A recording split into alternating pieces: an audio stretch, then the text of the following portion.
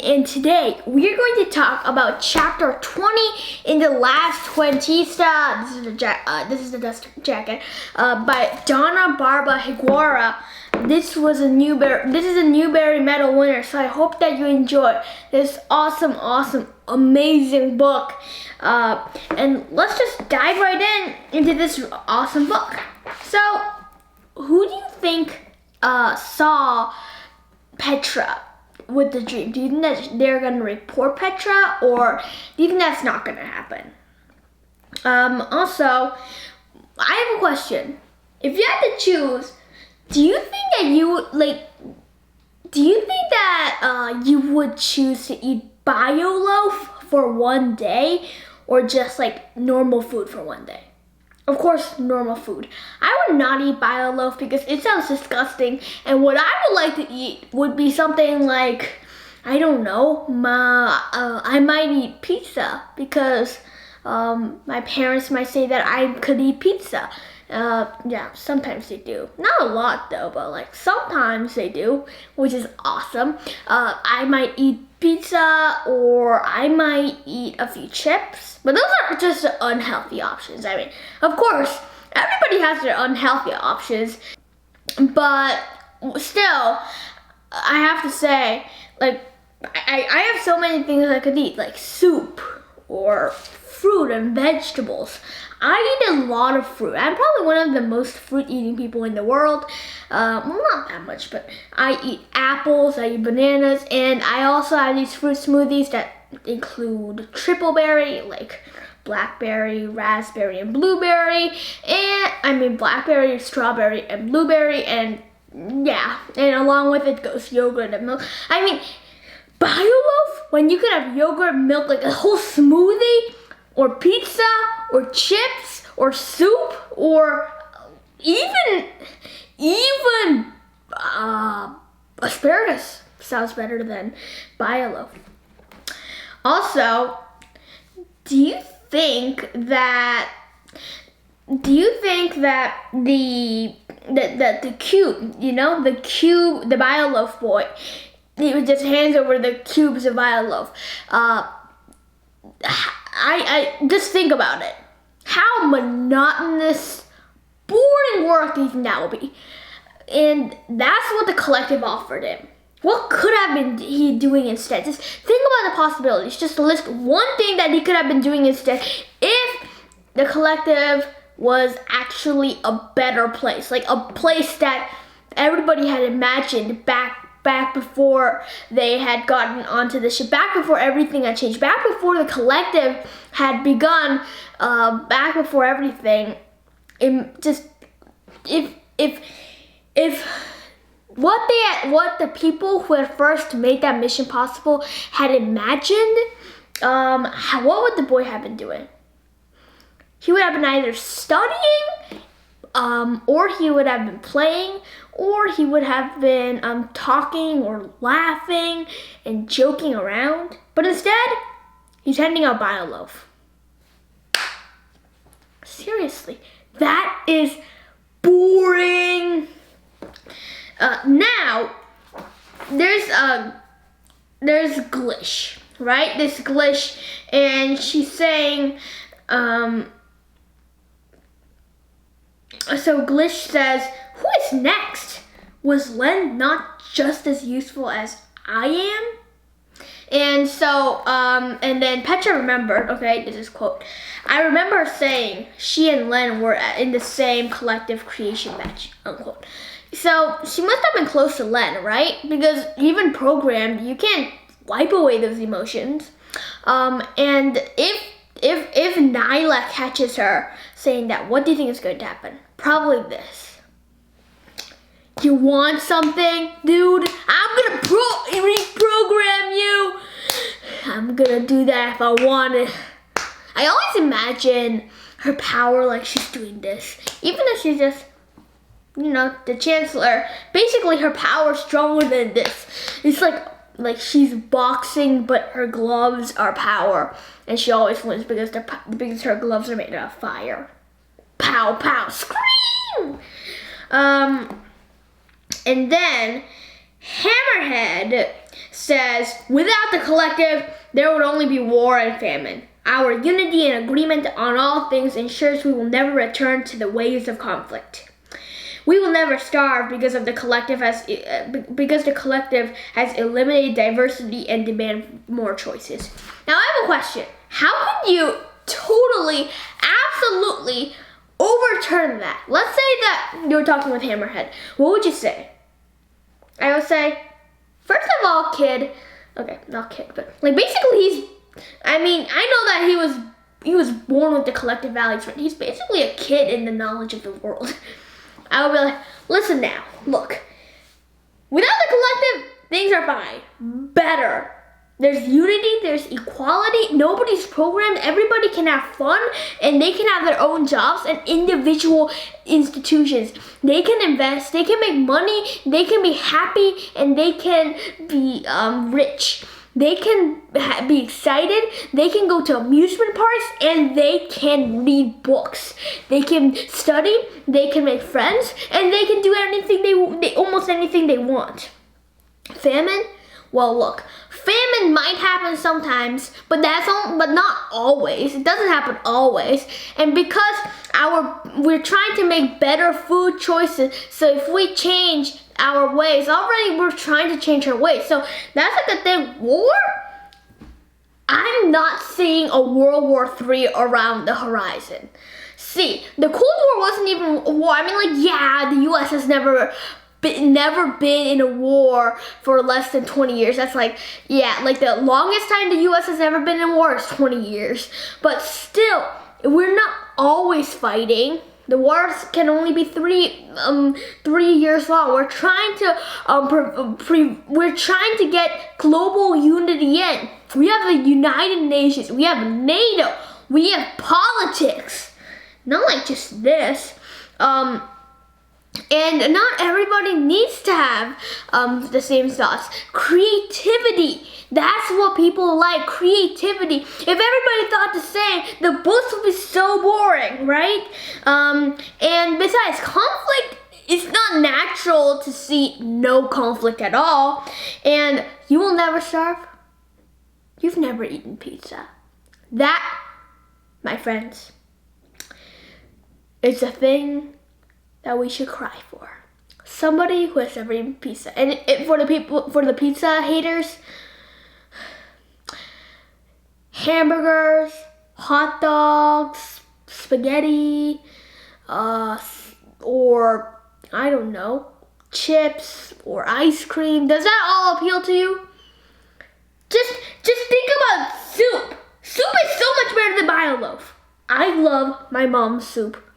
And it's the best. Bioloaf? I've never tasted it, but I'm pretty sure it tastes terrible. Okay, so I have a question. Do you think that Hammerhead, if he had lived in a different world, what do you think that he would have been doing? Probably he would have had a job. He would have maybe been working in the library. Maybe he would be working as a tour guide or something, or maybe he would be working as a doctor. He could have done all those things. Is that it? He's lecturing about the false collective rules. Ugh. And now Glish is she's ranting about the collective, and then suddenly the prawn holds her and leads her away. What do you think is going to happen? Glish is caught. And if you had been Glish, what would you have done? Me? I would have been like, no! I'm running out of there. Of course, I would get caught, but I still want to have a chance. And also, do you think that what do you think is gonna happen to Glish? She's either gonna get reprogrammed or purged. Probably purged. Okay. And now Petra grabs some of the bio loaf, right? And then suddenly Voxy looks back. And what do you think that Voxy was gonna say? I thought that he was gonna be like, oh man, Nyla Crick! And I thought he was gonna act like that, but luckily he was just like, I get extra hungry too sometimes. How do you feel about Voxy? What do you think about Voxy? And yeah, what do you think? I think that Voxy's good and he's also worth saving. I mean, he doesn't seem that brainwashed, and he's okay if Petra breaks the rules a little, and if he breaks the rules a little. So I think that in the end, everything's going to be okay. Maybe even Voxy will be saved. Maybe he will turn or something. Okay. And now, do you think that when you think about a mercenary or an executor, what do you think?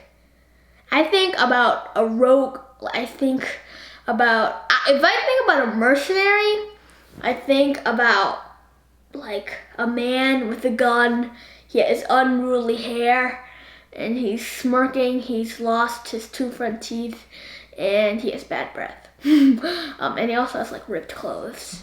Not ripped clothes. And yeah, he has a big gun. If I think about an executor, I think about like a guy, a muscly guy, like, you know, those guys who have like so much muscles, like their muscles have muscles,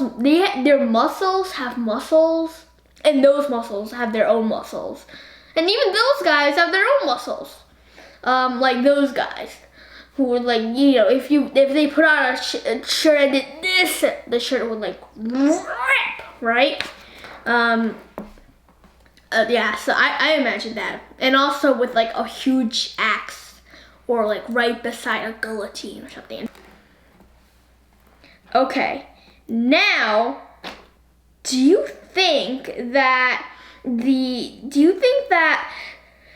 when the Zeta unit or Feathers, Rubio, and Petra land on the Sagan, do you think that this is going to... here's one question I wanted to ask you about Sagan. When we spread to other worlds, which world do you think is going to be the best? I mean, so far there's Mars, Moon, and Earth. What do you think is going to be the best? You know, I'm an Earth fan, so I say Earth, Earth, Earth, Earth, Earth, Earth. Earth is my biggest hero, so I love Earth. But what about you? The Moon or Mars? I mean, we're probably gonna find other places that are livable, but for right now, Mars and the Moon are our main focus. We haven't even gotten. We're still trying to get back to the Moon with the Artemis missions. Probably that's like long past, especially if you're watching like in 2024, 2026, 2030, and I'm only stuck in 2022. Well, it's almost 2023 because it's right now December 7th. Now, so Petra goes in to the cave's entrance. And do you think that a creature is going to live there? Yeah, I think that that's something that's going to be living there. I mean, maybe not. Maybe Petra is going to be lucky for once, but still, I'm not very sure. And I think that there's going to be something.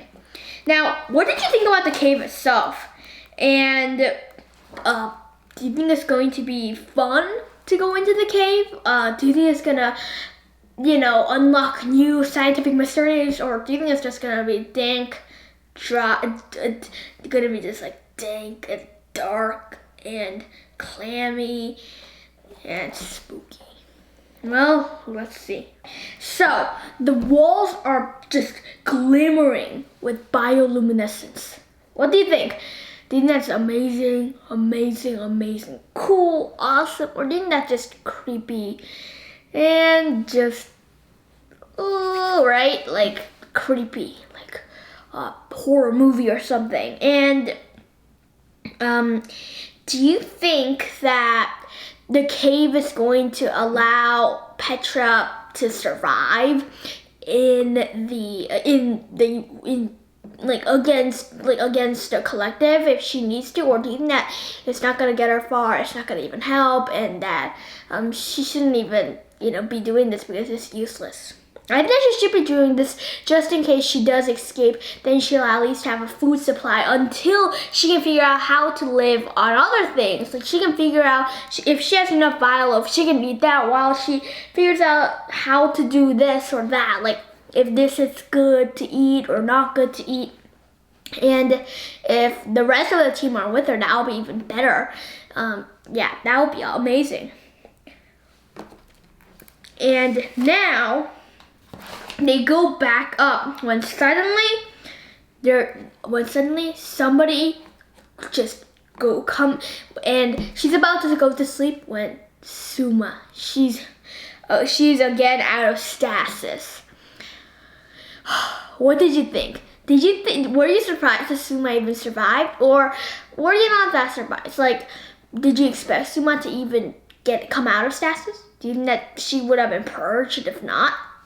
What do you think was going to happen? And were you happy about this, or did you just feel more nervous because if Suma was alive, that meant that maybe she would be programmed so strongly that she would go against Petra's plans, or not? What do you think? And finally, I want to ask something about Petra. Do you think that Petra is sort of like a stabilizer for the rest of the Zeta team? Really? Not really?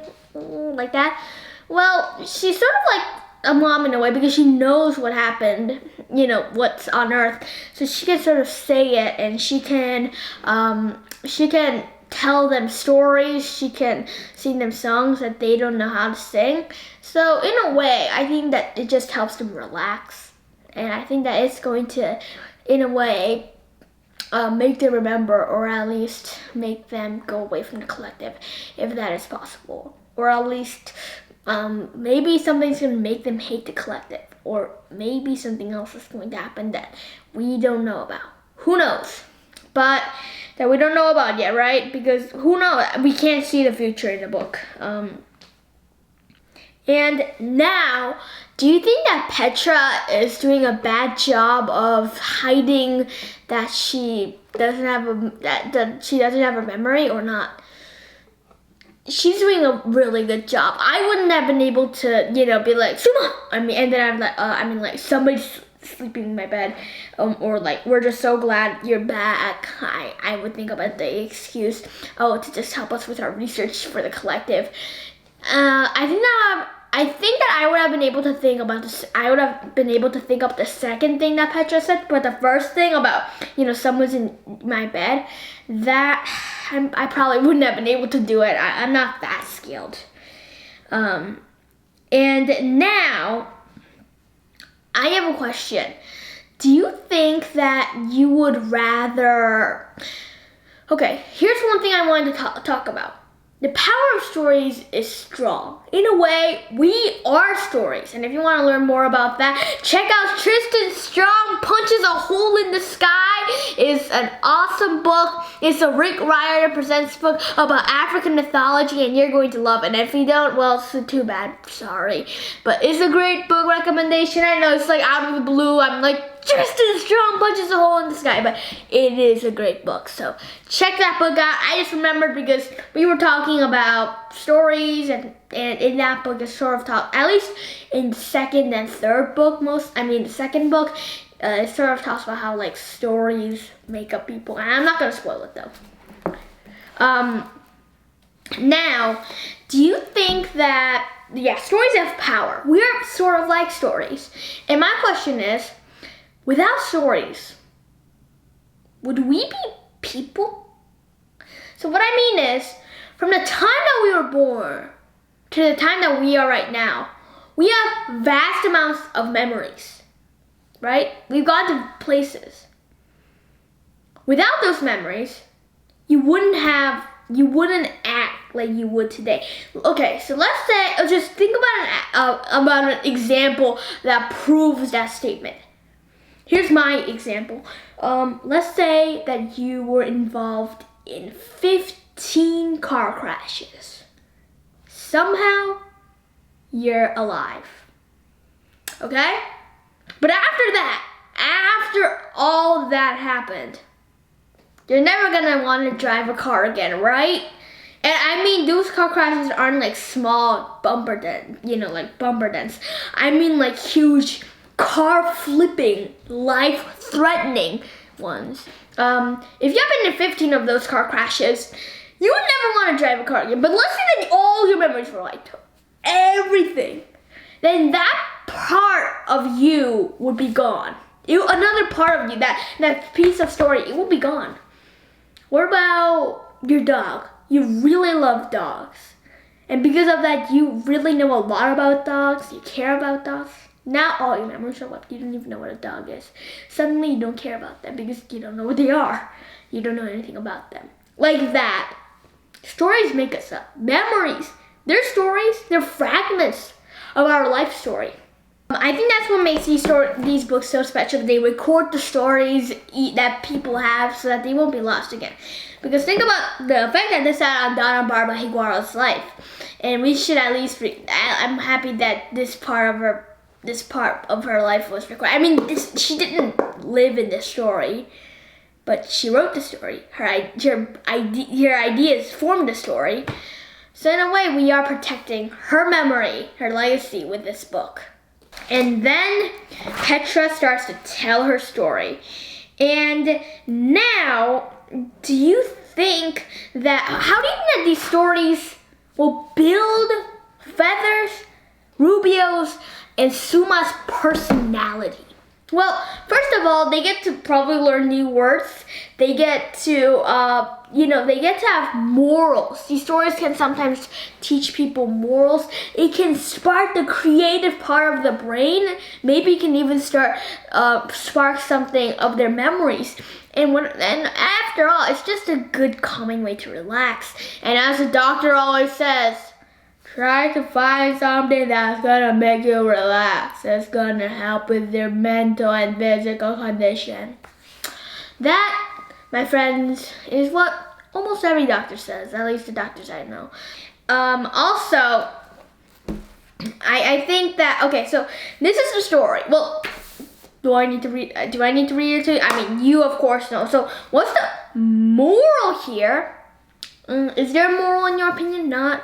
What's a lesson here? What's a theme here? And finally, do you think that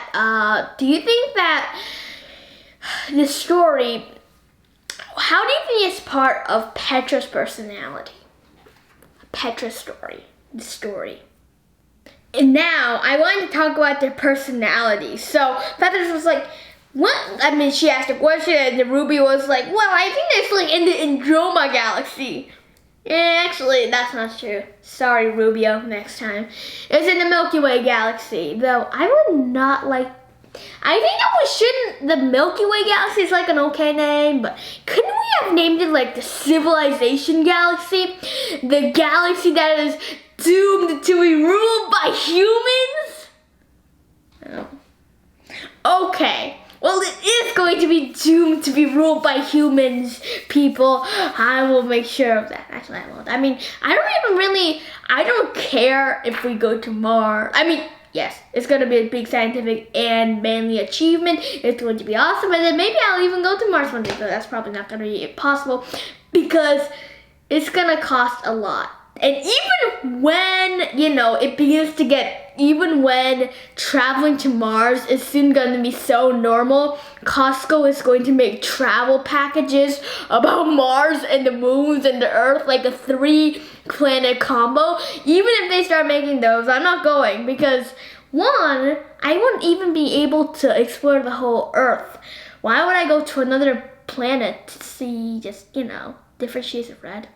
I mean, I'm not gonna even explore the whole planet by the time I die, so why go to some other place? I mean, this is my home, and I stay in my home. I'm those types of guys. I mean, I like adventure, but I'm one of those guys who just sticks to their home planet.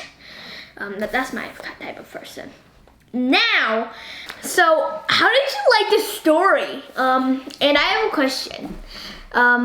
What's the moral here? What's the moral? I asked you that before, but I'm gonna ask it again just in case some people don't listen. The moral of the story was basically be kind and you'll be rewarded. Do you think that applies to real life? Because this is a fairy tale. I mean, it might be real, but like, seriously, do you think it's gonna work? If you feed your last food to somebody, do you think that's gonna work? Probably not. I mean, this is magical. But I have a question. Do you believe in magic? Because I don't believe completely. It's like I'm a mix of magician and scientist. I love the idea of magic. I wish there was magic. But at the same time, one of my favorite subjects is science. And I always want to prove that something magical is wrong. Even though my favorite type of story book is fantasy, fiction, and magic. And I wish that like Hogwarts existed. Because then maybe I would go. No, probably not. Hopefully, Dumbledore comes around for me. Dumbledore, save me from the evil clutches of this person who is soon going to go to middle school in like two or 1 year. Wait, I'm in 5th grade. Well, okay, never mind. Now, I also thought that it was funny when how Rubio asked a question and Sue My Feathers were like both shh. So yeah, do you think that personalities, they don't change, and also they have that feeling, that personality, and that funniness. It sort of gets back into them, which is why stories are so important. And what is one of the most important things that you can learn from this whole book about how important stories are? And now, Petra has a lot of work for her because now she goes to the storage room, right? Oh my. So there was some. The storage room, or you could think like the storage room, or you could think like a food storage room. I don't know. I could even call it a pantry, right? But then there's no food at all. No food at all. What? What did you think? There's no food at all? Is that even possible? I mean, what do you think is gonna happen? Do you think they're gonna all starve to death, or do you think the collective has even changed the location of the food? They probably changed the location of the food. And then somebody comes. A man with wrinkled brown skin walks toward Petra. And just then, I imagined that he was like a Darth Vader. And so, coming towards her, saying, "You're not supposed to be here." But at least, there is somebody, an adult, who is from home, right? How happy were you that there was at least somebody from home? I mean, yeah, he was programmed, but still, how happy were you? I was really, really happy, and because it just felt so good. I mean, if I had been Petra, I would have been really happy because there was somebody else of my kind, and maybe even he could come along. Though I doubt it. Probably only just said us. Do you think he's gonna come along? But here's the question: he was all the adults were purged But why wasn't he? I mean, their reprogramming failed because they were adults. Why? But he's an adult, and why do you think that his reprogramming failed? And okay, and also, do you think that Petra is really going to be caught this time or not? And were you surprised that Petra was working with him, with this old man, or were you not surprised? I was shocked. And now, finally, do you think that, what did you think about the lab anyway? And I have a question. If you had to design the perfect workspace, what would it be? How would it be designed? Oh, I know my perfect workspace. So, when I go inside, there's going to be a fish aquarium. It's going to be a huge table, both two huge tables. It's going to have a big Apple computer, a whiteboard right by my side, a chair. And there I can write my stories, I can browse, I can watch YouTube channels, and finally I can also do online math there. I can read right there. And above, there's going to be like a huge lighting fixture and bookcases. And now, do you think that if you were a scientist and you learned about the tiny fish, how would you feel? I would feel like I would be almost whooping with joy. There would be a huge scientific discovery. And also, now I have a question. What do you think that the water butterflies were worried about as he darted away? I think that there's some other creature or a bigger animal that's stalking them. Oh man.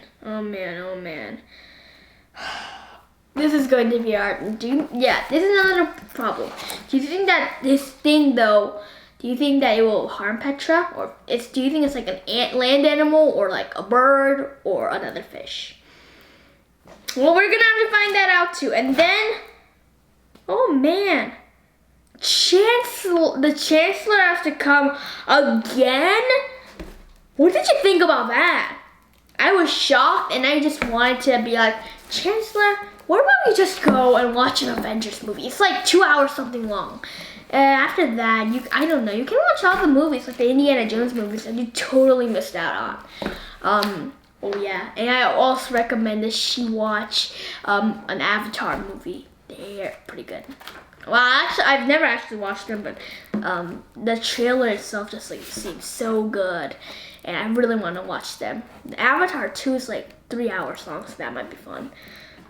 Well, yeah, I'm gonna stop jibber jabbing and yeah, back to the book. Do you think that Petra, when she made that excuse, I have a question. Do you think that it's going to be the last excuse that she's going to make, or do you think it's going to be one of the first of many? And finally, do you think that Nyla is going to really punish Petra if she finds out? Do you think that she is going to find out and Petra is going to have to run for her life? Or do you think it's going to go all smooth? I don't think it's gonna go all smooth. Let's see. And finally, what other groups do you think that there are? We've already learned about an epsilon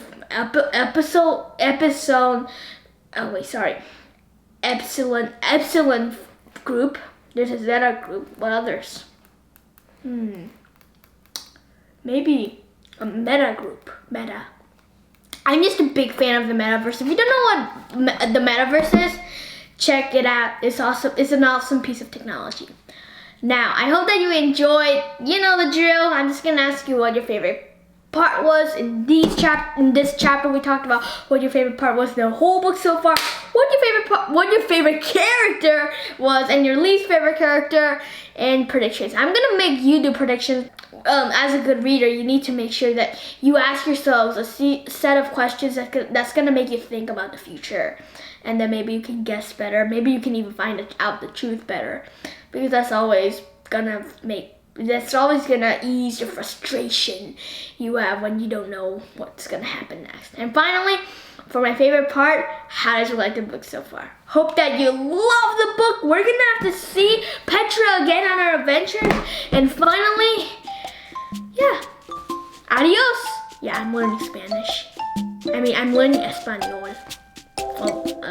Yeah, I hope that I'm good at it, even though I still am really, really